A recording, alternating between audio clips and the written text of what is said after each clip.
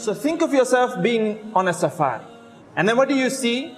You see a giraffe. Beautiful animal, slender, long neck. And it's munching and chomping on some leaves. You are in the safari, you're looking and admiring this beautiful animal. And you're thinking to yourself, wow, how carefree this animal looks. Doesn't have a worry in this world. And in all reality, it is the truth. Because animals, they live in immediate response environments. Let me explain. The giraffe, whenever it's hungry, it feels hungry, it goes by a tree and it starts chomping on the leaves, hunger goes away. When it hears a storm rumbling, it hears thunder, it witnesses lightning, it thinks it's going to rain, I need to find shelter, it goes, finds shelter, it's relieved.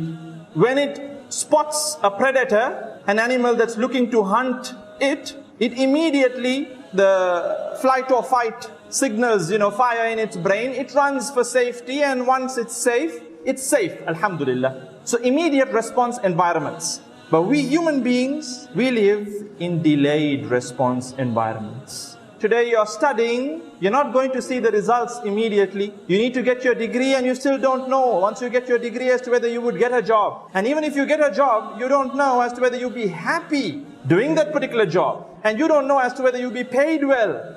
You don't know how life will turn out to be. You don't know as to whether you'll buy yourself a house. You don't know as to whether you can afford the vehicle that you're running in right now. You don't know as to whether your business will run smoothly in this particular government or the next particular government. Delayed response. And therefore, the stress factors are chronic. They're not short term. For the giraffe, it's short term. You see, anxiety is a natural response. Anxiety is a natural response. Just like depression is a natural thing, If you read about depression, when you're going through certain worries, depression kicks in to numb your feelings.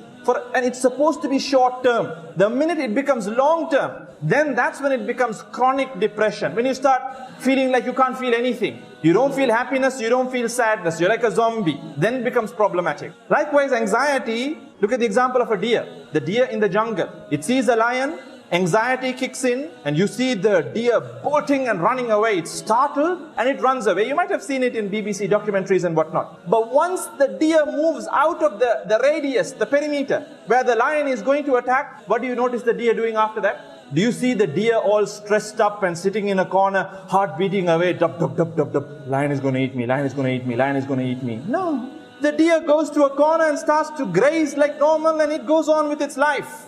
It doesn't have, chronic anxiety where it's constantly on pins and needles. The next time it spots another predator, again it runs. It goes to a safe haven. It goes back to its calm state. And this is how we're supposed to be. But we aren't that. We are constantly filled with anxious thoughts. Constantly. We're always on pins and needles.